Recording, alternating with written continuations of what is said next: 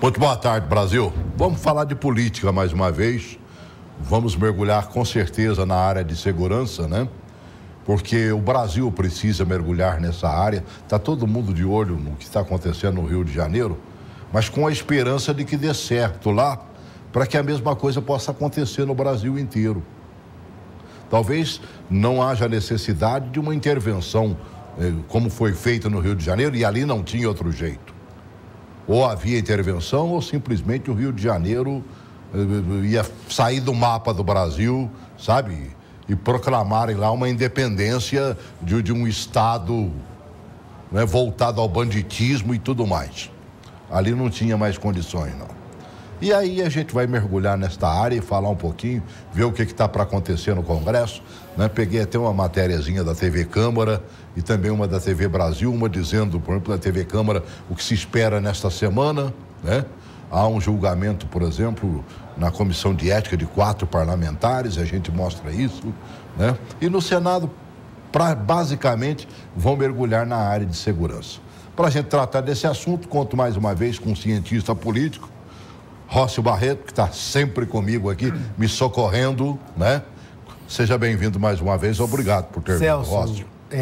Não há o que agradecer, para mim é sempre um prazer enorme.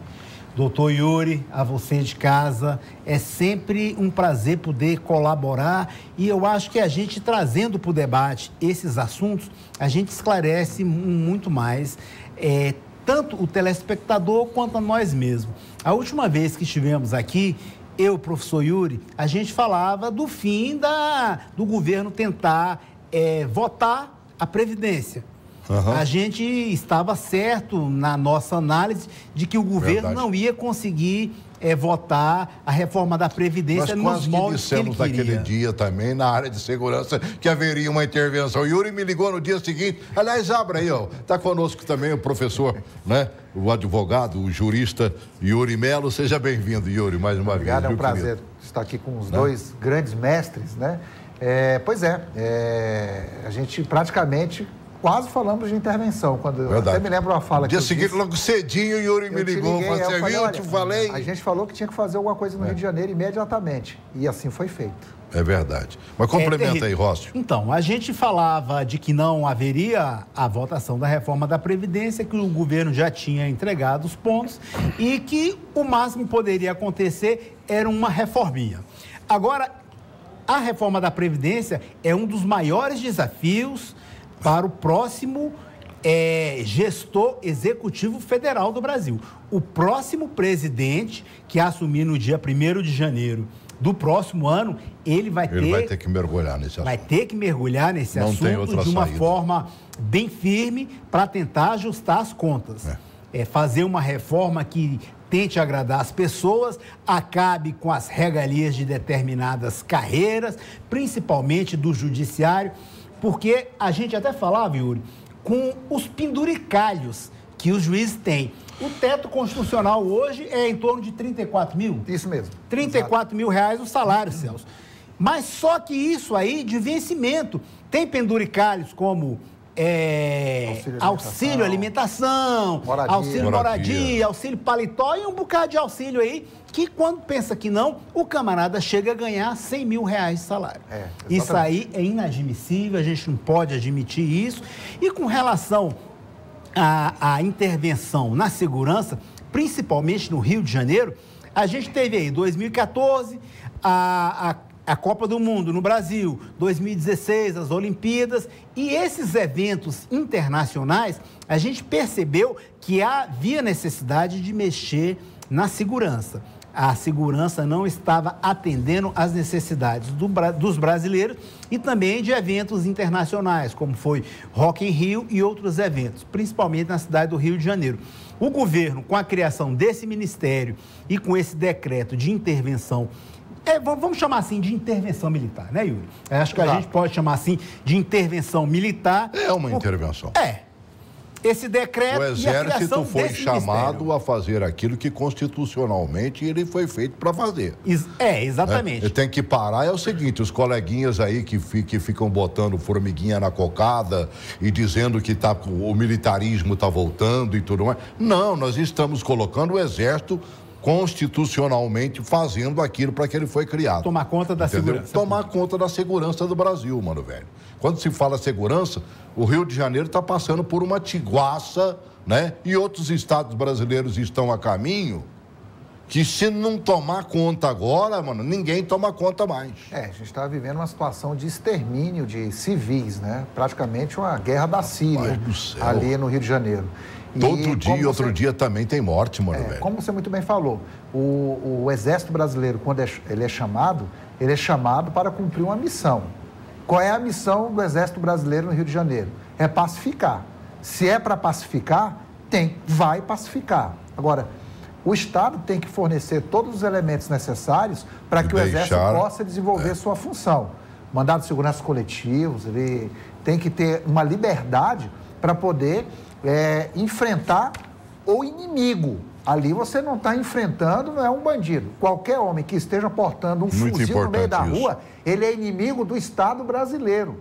Não é? E como inimigo, ele deve ser tratado. E se for o caso, até mesmo abatido. É assim que funciona. Exército é guerra, não pode entrar para ficar com brincadeira lá. Nós temos que parar com essa história aqui de defender direitos humanos de bandido. Ah, sim. Os bandidos estão dando tiro na cabeça das pessoas. Se um policial, se um militar matar um cabra desse, vão ficar com pena do cara que foi morto.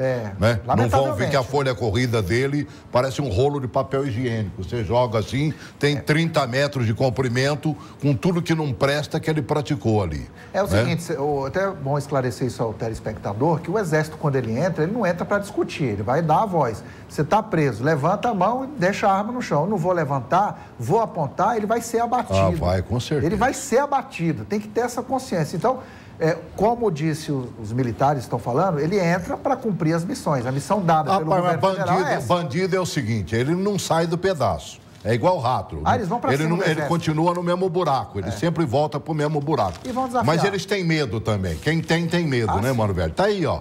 Criminosos fogem de favelas após fim de cerco do Exército. Entendeu? Começaram a trabalhar, começaram a cercar, mano, velho. Eles caem fora, aqueles machões que aparecem lá, se fotografando, fazendo selfie com armas e tudo mais, se borram. Quando realmente chega a verdadeira justiça, certo? Aquele que realmente foi ali para inserir a paz, mesmo que para isso tenha que fazer a guerra ali. E tem que defender a democracia brasileira, na verdade. Aliás, teve uma audiência pública no Senado agora, acho que foi ontem, se não me engano, né? Foi ontem. Debatendo essa intervenção na segurança do Rio. Então, meio que esquerdista ali, meio ainda com o ranço contra os militares, né? Mas falam algumas verdades. Coloca essa primeira matéria aí. Federal Militar no Rio de Janeiro, decretada em 16 de fevereiro pela Presidência da República, foi um ato impulsivo e político, segundo especialistas que debateram o tema no Senado Federal. Para o representante da Defensoria Pública do Estado Fluminense, Pedro Cariello, ações como essa já se mostraram ineficientes em outras ocasiões. Nós já passamos por isso em 94, nas megas operações, ou seja, em 2017 a Maré teve ocupada. E a consequência, depois da saída, não tem sido nada assim no sentido de melhoria. Muito pelo contrário, né? A consequência é muito mais punitiva, desumana para as pessoas que moram lá. A coordenadora do Núcleo de Estudos da Violência da UNB, Cristina Zakeski, criticou o fato do planejamento para a intervenção ser divulgado somente nesta segunda-feira, 10 dias após o início da ação. Ela entende que a abordagem fere os direitos humanos e pode levar ao aumento da violência. Nós vemos com grande preocupação os anúncios das autoridades de que pessoas que estão armadas vão ser alvejadas e coisas do tipo, que são bastante sintomáticas de descontrole na área da segurança pública. E esse descontrole é uma das características dos períodos autoritários.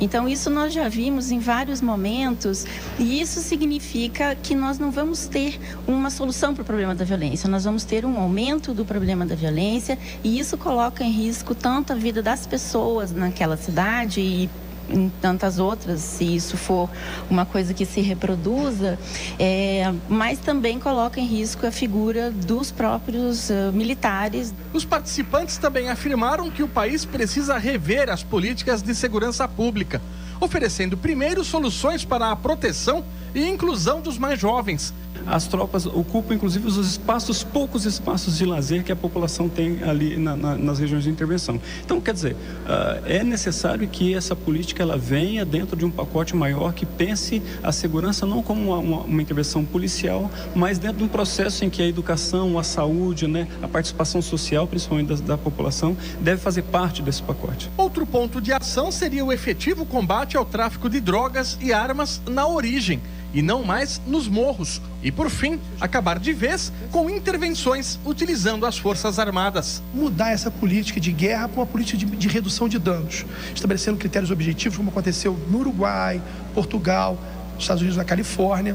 Uma outra questão de suma importância é você trabalhar com uma polícia, não uma polícia letal, não uma polícia que vai para a guerra, uma polícia investigativa, uma polícia de civilidade, de cunho, né, com programas macro e programas micros para cada localidade, para cada região. Uma coisa, Yuri, você prestou atenção na matéria ali? Total, eu acho que o defensor público está absolutamente equivocado na proposição dele, uma vez porque desde a Constituição de 88 até agora, nunca tivemos um processo de intervenção federal. O que nós tivemos foi a tal da GLO, Garantia da Lei e da Ordem, que são procedimentos em que as Forças Armadas funcionam como fonte acessória, uma fonte de apoio apenas à Polícia Militar e às polícias do Rio de Janeiro. Agora não. Agora a Força Armada está na frente, com autorização para abater os inimigos do Estado. Elas não estão lá para conversar sobre direitos humanos em homens que estão com fuzil AK-47 e com revólver atirando na cabeça das pessoas, não. É diferente a situação, né? Doutor Yuri, agora a gente precisa ver também que a entrada de armas no Brasil é absurdo. A nossa fronteira é muito grande e é um problema praticamente fazendário.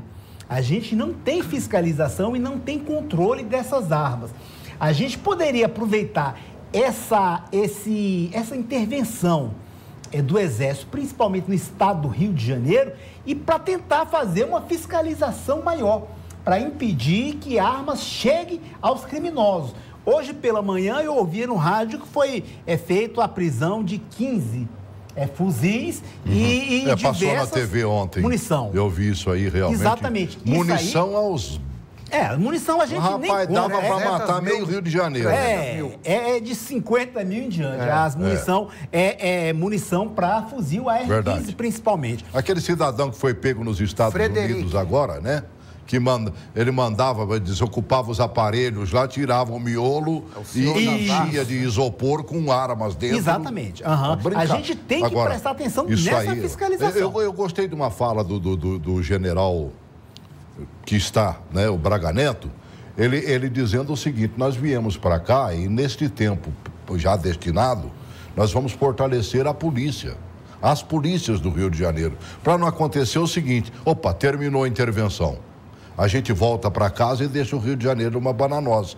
Agora, se você fortalecer as polícias do Rio de Janeiro, colocando ela no trabalho legal, bonitinho, direitinho, ela saberá depois dar continuidade ao trabalho que ali foi realizado. Principalmente combatendo a corrupção dentro das próprias entidades policiais. E hoje o general Braga Neto anunciou o gabinete que vai gerenciar a crise lá na segurança pública. O esquema operacional tem 3 núcleos. O Comando Militar do Leste, que é comandado pelo próprio general Braga Neto. Outro na Secretaria de Segurança Pública, chefiada pelo general Richard Fernandes Nunes. E um terceiro núcleo no Centro Integrado do Comando e Controle, que ficará a cargo do chefe de gabinete da Intervenção Federal, o general Mauro Sinotti. São bons, hein? Esses 3. Não, só militar de top de linha. Serem intelectuais também. É verdade. Celso, agora a gente poderia fazer uma análise política dessa intervenção. A gente vê qual o maior problema hoje da população. É segurança e sensação de segurança. O governo tenta... É a terrível sensação de insegurança, mano. É verdade. O governo tenta minimizar esse problema, criando uma sensação de segurança, ampliando ou mostrando ostensivamente o Exército nas ruas para garantir a soberania da sociedade. Isso daí a gente pode ver que há... Não, uma interrupção? Pode concluir a frase e eu atendo o Anderson. Certo. Aqui. Então, é exatamente isso daí que o governo quer mostrar para garantir uma sustentabilidade política. O Brasil tem segurança. O Temer está ali, não conseguiu aprovar a Previdência, está melhorando a economia e a segurança está mais tranquila. Principalmente no estado do Rio de Janeiro, que é vitrine para o Brasil e para o mundo. É verdade. Anderson, boa tarde, querido.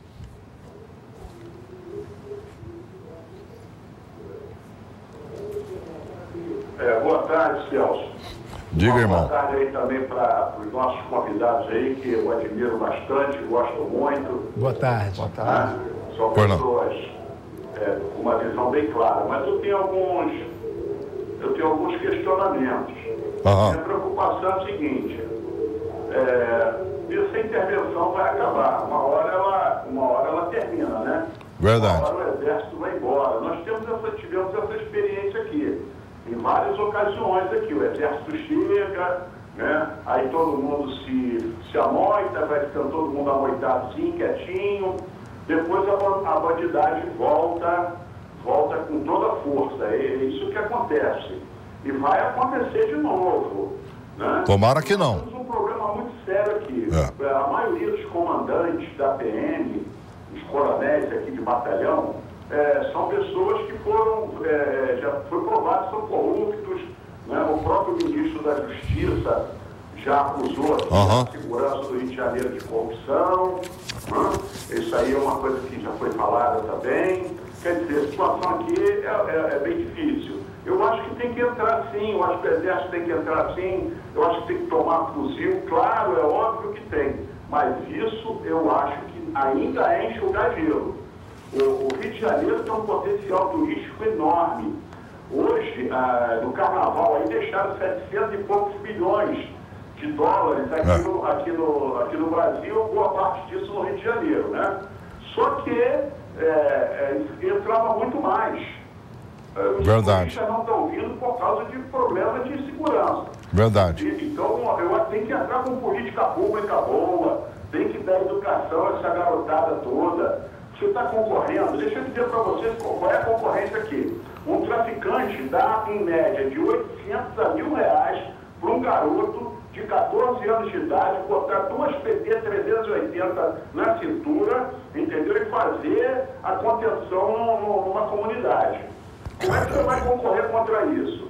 Você só pode concorrer contra isso se der um futuro para essas crianças aí. Também acho. Entendeu?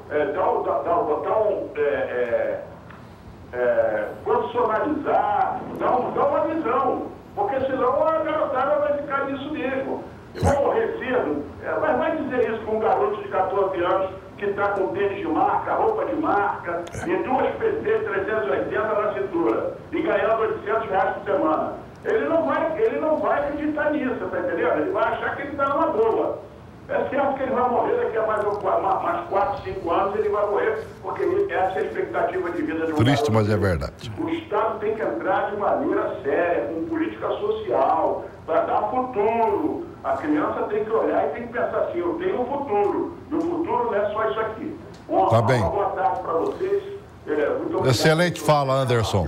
Muito obrigado mesmo. Você, até porque está vivendo mais perto do problema, está ali em Petrópolis. Muito sintonizado, né, aqui no programa. Sintonizado. E ele sabe o que está falando. Anderson, né? Agora, eu particularmente, eu estou acreditando muito nessa gestão do Braga Neto, até porque quando se deixa os militares, o que você disse, nós viemos trazer a paz e vamos fazer a paz acontecer. A gente tem que dividir a situação da intervenção em 2 momentos. Eu entendo muito bem, nós temos uma atividade fim e uma atividade meio. Eu acho que eu concordo com o Anderson. No momento, precisamos atuar na atividade fim, que é exterminar a bandidagem, o máximo que der, abater os bandidos. Mas, claro, não basta só ter uma atuação na atividade fim, porque senão, se você não atuar na atividade meio com os programas sociais, a atividade meio, ela fica fomentando, incentivando, cada vez você tira o bandido de circulação e vem mais lá de baixo. Então, claro, não tenha dúvida, o trabalho ele tem que ser feito das 2 formas. Agora, o que não pode é dizer, eu não vou atuar aqui no abate de bandidos aqui no Rio de Janeiro, porque eu tenho que atuar só em política social para que quando os meninos forem crescendo, né, professor? Um dia daqui 50 anos no Rio de Janeiro. Se a gente for pensar dessa forma, o Rio de Janeiro está praticamente sendo tomado pela bandidagem. Daqui a pouco estão lá no palácio do governador, estão tomando as polícias. Então, assim, a situação é séria. E ainda tem a questão que ele falou, interessante, que é a questão da corrupção na polícia. Então... Olha, a ideia do comando militar na intervenção do Rio de Janeiro, foi dito isso, né, nessa pequena entrevista de 20 minutos, também chegaram, disseram o estritamente necessário, responderam uma ou duas perguntinhas, o restante disseram, nós mandamos aí por e-mail, por WhatsApp para você, nós viemos aqui para anunciar esses 3 nomes, PT, saudações, né? E tira o PT do lado. Né? A ideia do comando militar da intervenção é transformar a segurança pública do Rio para que ela volte a funcionar e possa caminhar com as próprias pernas ao fim da intervenção em 31 de dezembro de 2018. É uma oportunidade para as forças de segurança aproveitarem a expertise das Forças Armadas, destacou o interventor federal Braga Neto. Puxa vida. É verdade. Ponto. Disseram que toda a grana que entrar, e tomara que aí o governo federal realmente envie grana, certo? Para fortalecer a polícia, que está lá, como diz o outro... frangalhos. Né? Com um revolvinho 38, brigando com... É verdade. Aquela parafernália que os malandros têm na mão lá. Uma outra questão que a gente precisa observar na fala do Anderson, quando ele fala que isso é a questão da segurança no Rio de Janeiro, essa intervenção militar é algo paliativo para o momento, é algo para esse momento agora. A gente, quando o Anderson fala que a gente tem que investir na educação e garantir que o Estado garanta sobrevivência, eu digo sobrevivência, aos jovens com expectativa de vida de melhores condições. Hoje no Rio de Janeiro, a gente estava com 3 ex-governadores presos, o governador atual citado, diversos secretários de estados presos, boa parte da Assembleia Legislativa do Rio de Janeiro presa. Isso não cria expectativa e ninguém vê com bons olhos isso daí. Uai, o governador, que é o governador, tá acusado de desviar 800 milhões. Por que eu roubar R$1.000, o que isso vai fazer diferença? Cria exemplos e a sociedade vai se baseando nesses exemplos. A gente tem que acabar com isso e moralizar. E tem que moralizar a sociedade. A corrupção atingiu todos os níveis. E a gente não pode mais aceitar isso. O primeiro escalão roubando, o segundo começou a roubar também, o primeiro chamou a atenção, ele disse, mas você já rouba mais tempo que eu, vai estar se metendo comigo por quê? Aí vem o terceiro, o quarto, o quinto, o quinto, né? E vai aí por diante. O exército está lá. Né? E a gente não deve aceitar isso. Principalmente a corrupção dentro da polícia militar, da polícia civil. É inadmissível. Não podemos aceitar isso. Deixa eu atender o colega aqui. Elkson Barbosa, boa tarde, amigo. Desculpa a demora.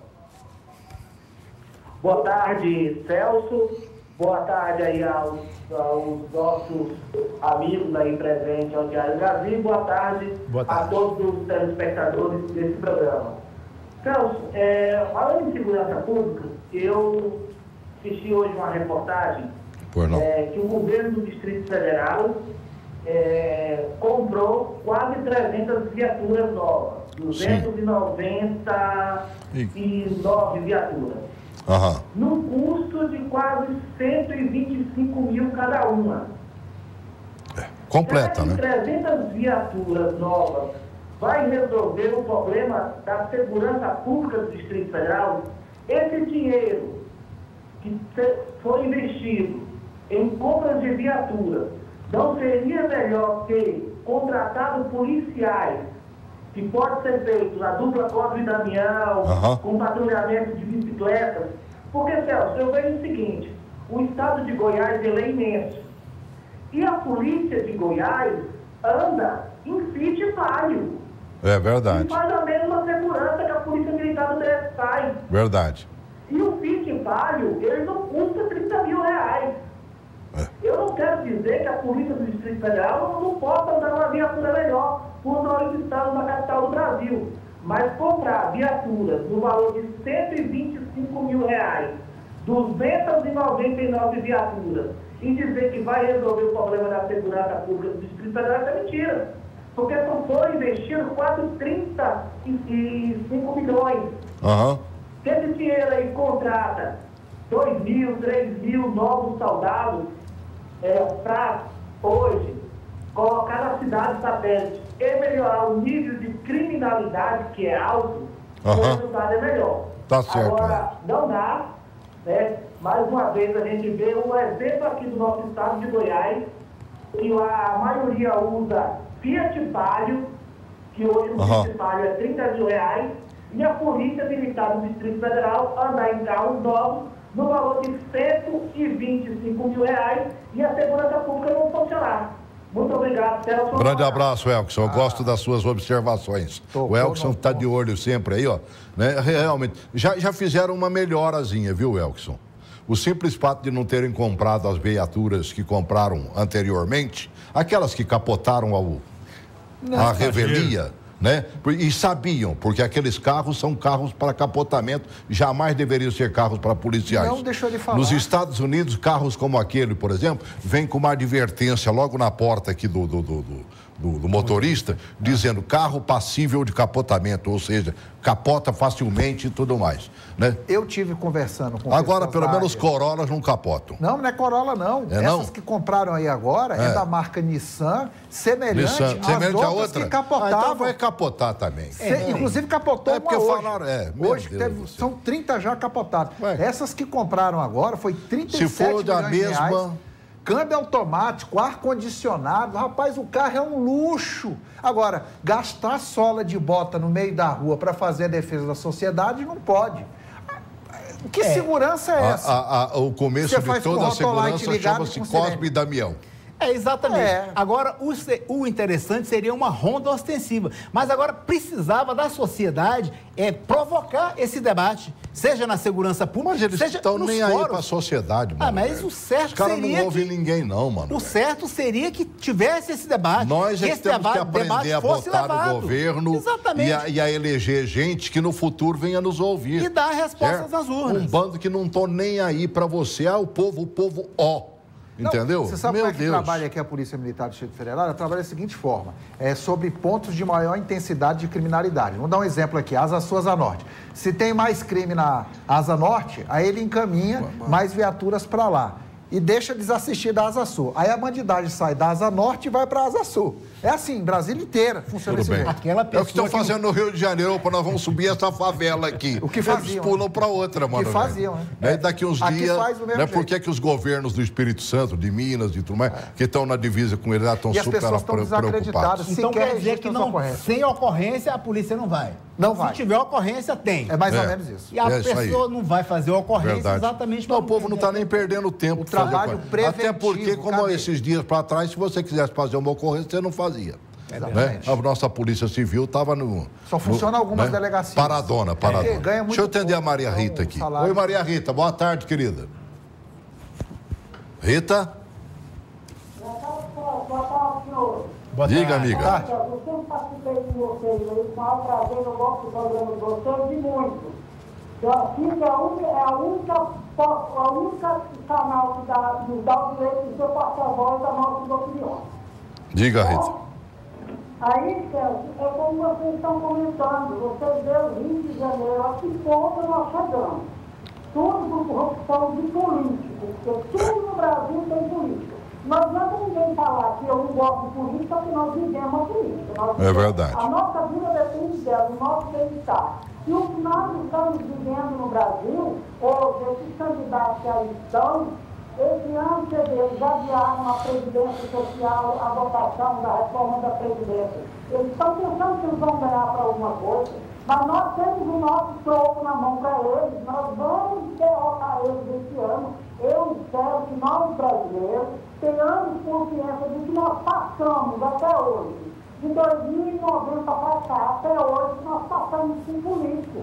Agora, o povo brasileiro tem que acordar, Celso. No Rio de Janeiro, não estão lá pegando esmola de bombeiro, por quê?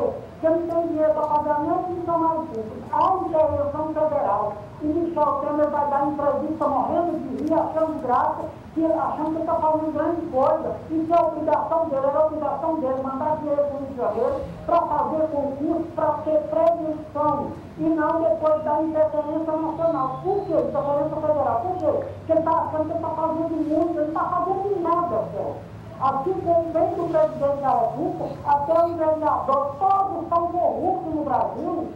Agora vocês, os senhores, estão falando aí que até na polícia militar, até na polícia civil, isso é um absurdo, né, você? Verdade. Quem mais nós vamos confiar, Celso?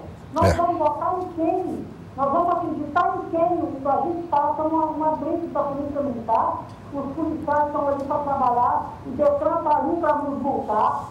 É um absurdo. Agora mesmo eu fiz uma multa aqui em Paracatu de R$800. É isso que eles estão querendo, é arrancar dinheiro dos pobres, mais dinheiro, para eles se darem bem na vida. Agora vamos aprender a botar gente, se é que não tem gente séria lá em cima. Tá bem, querido.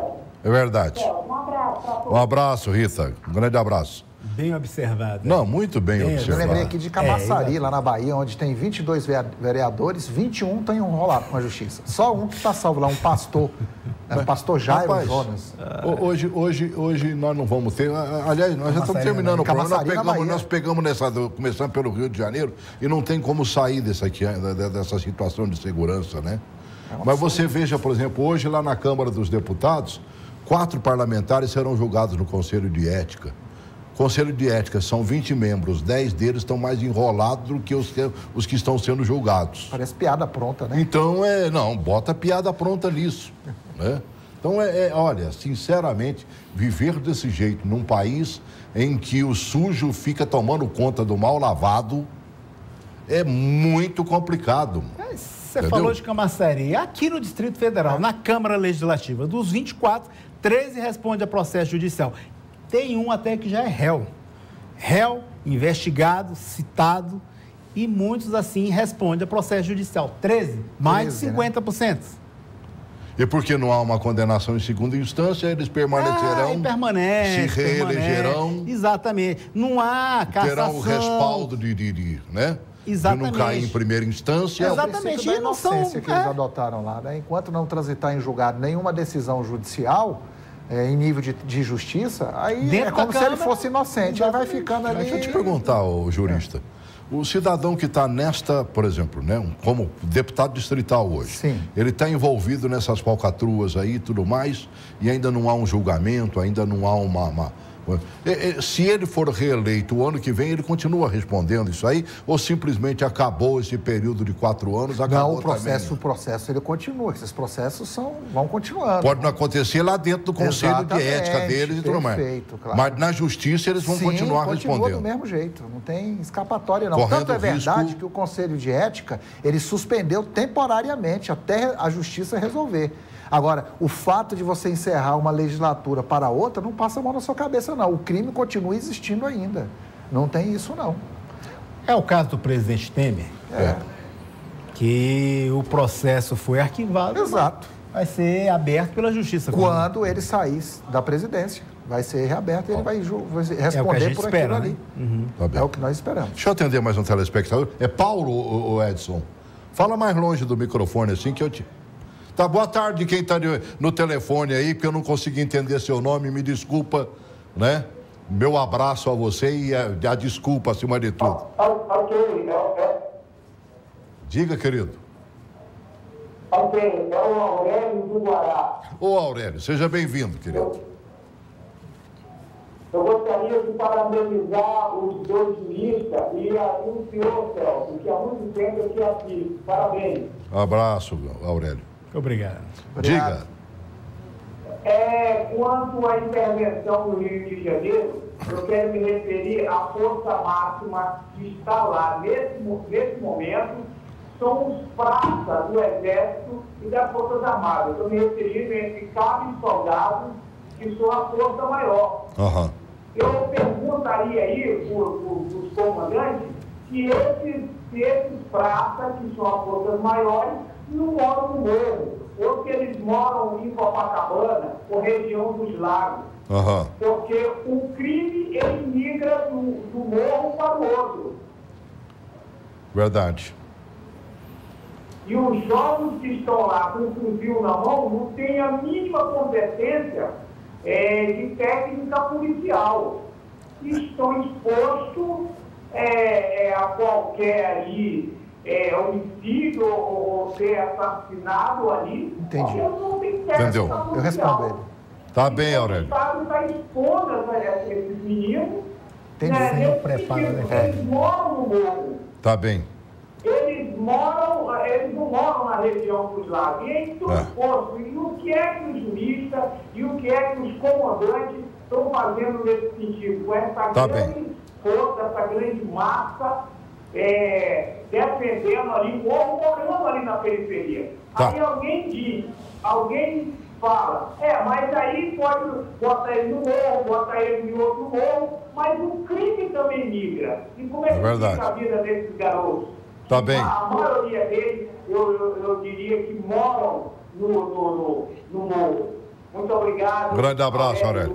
Boa intervenção. Eu tenho uma colocação para fazer sobre isso. Interessante a preocupação dele. Mas é lógico. Mas não se preocupe, porque um soldado do Exército, ele é preparado para a guerra. A forma de atuação de um daqueles meninos de 18, 19, 20 anos, a estrutura de política militar que é ensinada a ele dentro dos quartéis militares é de preparação para enfrentamento além do que um policial militar faz. Então, a abordagem que um soldado de guerra faz, como ele falou, soldados, cabos, que ele faz, é uma abordagem para combater, como eu disse no começo aqui do programa, o inimigo. Ele não é tratado, o cidadão, o ofensor à soberania brasileira, ele não é tratado como um bandidozinho, coitadinho, que eu tenho que passar a mão na cabeça. Um ninho daqueles, o soldado do Exército não vai tratar dessa forma. Que foi um dos pecados cometidos no Rio de Janeiro. Botar todo mundo no Fernandinho, Joãozinho, Beneditinho, não certo? É isso. Né? Como eu disse, o soldado, aqueles meninos de 18, 19 anos, eles estão preparados para abater inimigos do Estado brasileiro. Esses bandidos do Rio de Janeiro não são agora só mais bandidos. Eles são inimigos da soberania nacional. E assim vão ser tratados pelo Exército Brasileiro. O Exército Brasileiro chegou no Rio de Janeiro através de uma intervenção federal, não chegou para a garantia da lei e da ordem, como era feito anteriormente. Ele chegou para impor ordem. Impor. Ele não está pedindo para que a arma seja os três principais cargos militares ocupando. Ele está determinando, abaixe a arma, senão eu vou te matar. Essa é a palavra. Eu não vou baixar não, porque eu sou mala, não sei o quê. Pum! É assim que funciona. Então, não se preocupe. Isso é uma coisa que realmente eu me sinto bastante tranquilo.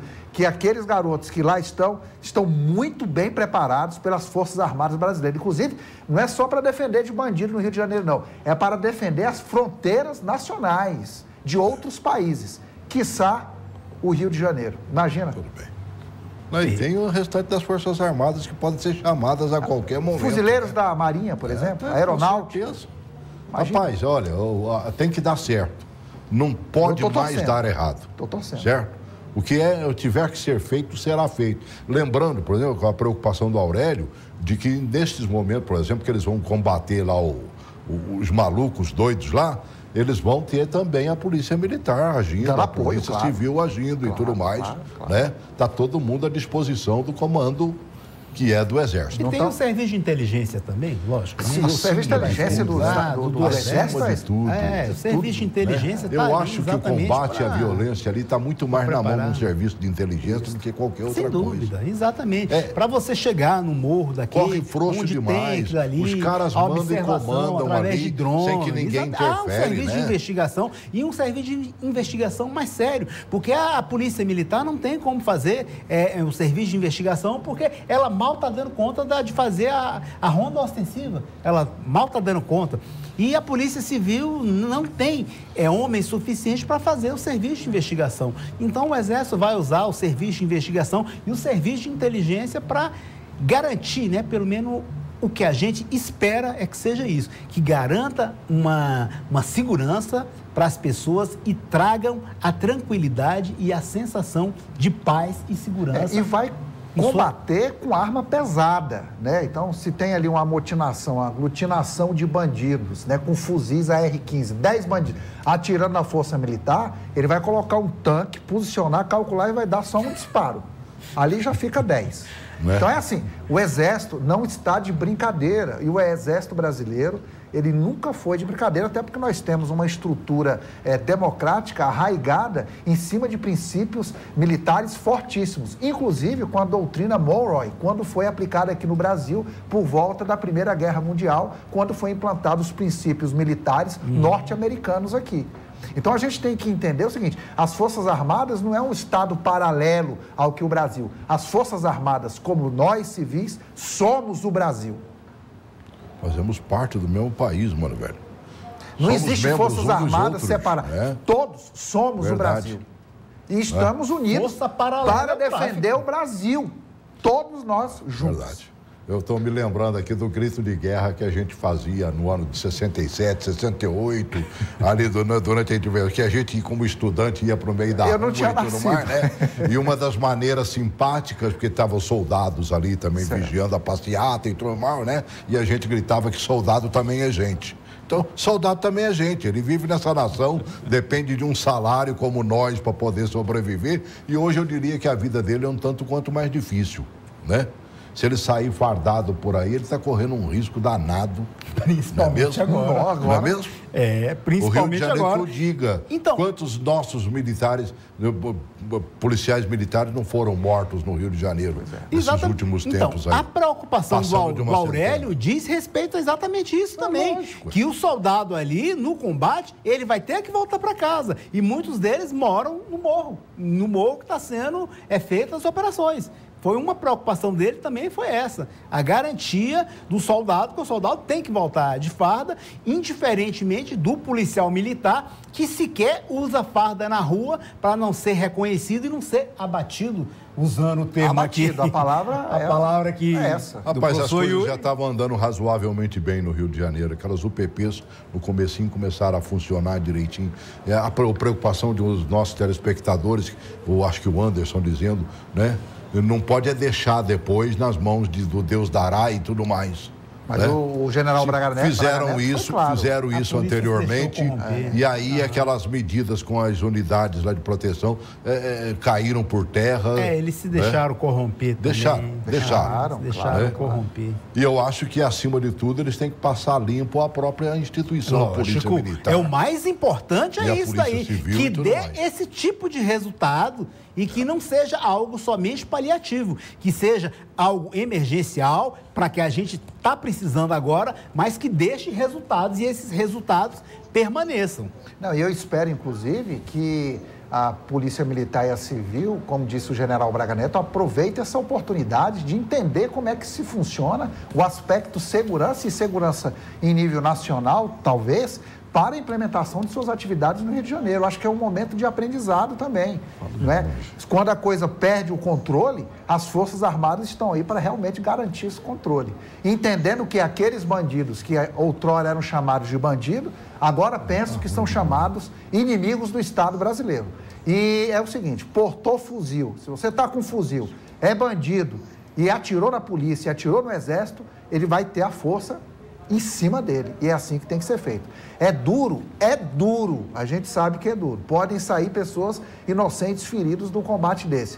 Mas o que a gente vai fazer? Vai deixar o tráfico de drogas comandar a política nacional, comandar o Estado do Rio de Janeiro, atirar na cabeça das crianças, sem nada, do cidadão, de qualquer pessoa, como está acontecendo um verdadeiro extermínio nas ruas do Rio de Janeiro hoje? É isso? Eu acho que não é isso que nenhum de nós queremos. Uma história que está morrendo, né?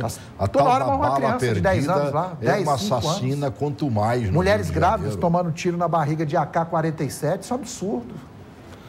Sabe, absurdo. Meu Deus, onde é que nós vamos parar, hein, Rossi? Tem condições. Celso, eu pergunto ao sociólogo Rossi Barreto. Eu espero que a gente mude esse quadro e comece a ter uma garantia de vida, né? Porque hoje o que a gente fala é de sobrevida. O doutor Yuri fala aqui, mulheres grávidas tomando tiro de fuzil, de AK-47. Então, isso é um problema, é muito fazendário, Celso. Eu toco nesses termos, professor, porque para a gente fazer uma discussão política, vamos dizer, como o Celso falou aqui, sociológica, a gente tem que ver o início do problema. O problema do Brasil é que entra armas demais. Entra arma. Essas armas que os traficantes usam não é arma comum que você compra numa loja. São armas de uso restrito das Forças Armadas. Lá de fora, que nem as nossas têm. São armas de guerra, armas de fora. Então, o nosso problema é mais que fazendário. É o camarada da alfândega que é corrompido ali e deixa passar a arma. Esse camarada é culpado ou até mais culpado que o traficante que disparou a arma que atingiu uma criança. Esse camarada da alfândega é muito mais culpado do que o traficante que apertou o gatilho. É a corrupção. A gente precisa de fiscalização e de pessoas sérias, servidores públicos sérios e que respeitem a instituição. Assim a gente vai começar a dar uma garantia futuramente a essas pessoas. E esperar que essas atitudes emergenciais aí recolha o máximo de armas possível, o máximo de munição possível e que não permita que entrem novas. E que se guarde esses traficantes todos aí, esse pessoal. Prenda, julgue de acordo com a lei. E mande para a dona Justa mesmo. Bota lá atrás das grades, mesmo que seja para botar um em cima do outro. Ou senão bota no cemitério. É verdade. É outra opcional. Ou atrás das grades ou no cemitério, né? Com certeza. Arremata aí, Yuri. Espero que as Forças Armadas cumpram sua função no Rio de Janeiro e em todo o Brasil. Minha torcida é essa e que o povo do Rio de Janeiro dê apoio firmemente, como todo o Brasil está dando a vocês. Minha torcida é que as Forças Armadas não falhem e tenho certeza absoluta que não vão falhar porque nunca falharam com o Brasil. 1 minuto, Rócio. Eu queria agradecer a oportunidade, Celso, doutor Yuri, agradecer a você de casa por ter nos ouvido, por ter participado do programa. E eu acredito que cada vez mais que a gente participar de debates como esses, a gente vai começar a criar soluções para poder melhorar tudo isso daí que a gente vem vivendo hoje. Um forte abraço em cada um de vocês. Tudo bem. E a gente vai continuar perseguindo esse assunto, né? Porque não adianta, nós não podemos fugir dele, até porque nós temos que enaltecer este momento e o que está acontecendo e torcer, mas torcer demais para que dê certo. Assim como a gente vai torcer para que o Brasil saia bem numa Copa do Mundo, né? Vamos torcer para uma coisa que vai falar bem para o Brasil inteiro. Se der certo no Rio de Janeiro, você pode ter certeza, bandido de qualquer outra localidade brasileira vai estar preocupado. Opa, vão chegar aqui. Entendeu? E as coisas vão mudar. Mas vão mudar para valer. Eu tenho certeza absoluta disso. Um grande abraço.